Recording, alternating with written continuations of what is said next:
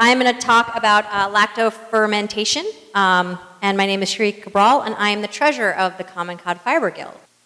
So, what is fermentation? Fermentation is the process of encouraging bacteria that you want to grow to change the taste of what you have.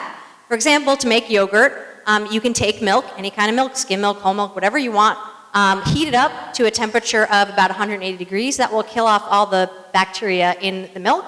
And then you can cool it down to a certain temperature and then add in cultures you want. So you can add in some yogurt and let it grow at about 80 degrees for 8 to 10, 12 hours. I like it a little thicker, so I let it grow more.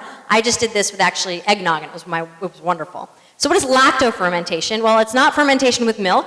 It's actually about the lactobacillus bacteria, which is a certain bacteria you want to encourage to grow. So why do you want to do it? Well, when you ferment stuff, you can control what you want to do. How much sugar is going in it? None. You can control what vegetables are going in it. Maybe you like pickles, maybe you like pickled carrots, pickled cauliflower, whatever you want. It's also slightly healthier, and it's a way of preserving that people have done for years. You don't need a freezer to preserve things. You don't need a canner. You don't need a hot water bath. You just need some jars, some salt, and some veggies. So, how do you do it? Well, this is what I've done to make sauerkraut. I have my cabbage. Underneath the cabbage is some minced garlic that I keep in vinegar, some rosemary, a tea bag. The tannins help keep everything crunchy in tea, or you can also use oak leaves or anything like that. Salt, and a mason jar with an airlock lid. The salt is really important because the salt will encourage the lactobacillus bacteria to grow. The lactobacillus bacteria actually like the salty environment, whereas other bacteria don't like the salty environment. So that's actually how you encourage the right bacteria to grow. So here I am with my cabbage. It was a little old, so I cut off some of the old parts. I then cut it in half from north to south along the pole, cut it in half again north to south along the pole, giving it wedges. And then you can cut out the core in the middle and put it in, and then you can shred it. I use my food processor, the slicing attachment, not the shredding one, otherwise you'll get pieces that are really teeny tiny, which I did actually with my red cabbage, which you can see upstairs. But with the white cabbage sauerkraut, I did that.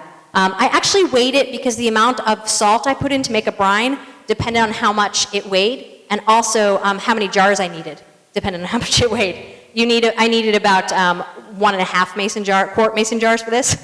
So I did that. So what you do is you actually massage this to get the liquid to come out. You could add liquid, but with cabbage you don't need to. You just kind of massage it for about 10 minutes with the salt, and then you start to get a really liquidy appearance, which you'll see in this slide at the top left.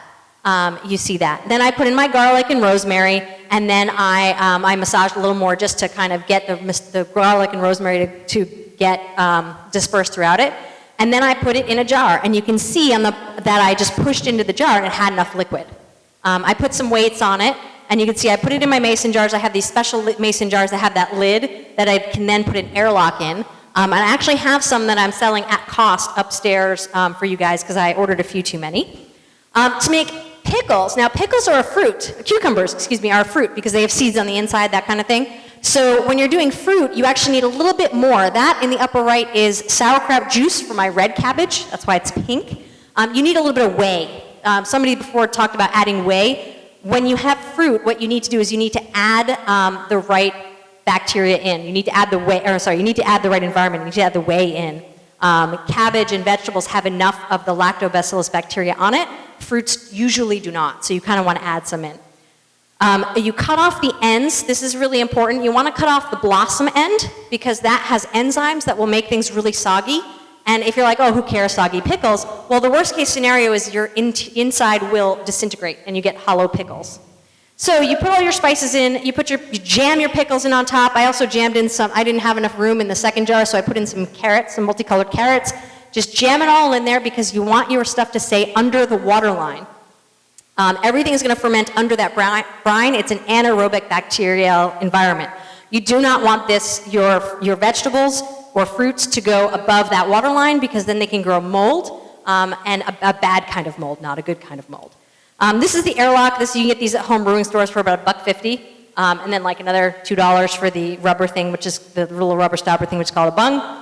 And you just set it on your counter for 3 to 5 days. I like to ferment it a little longer than that, like 5, 7 days, a week. You just leave it on your counter, and when you like the taste, put it in your root cellar or your refrigerator if you have modern convenience.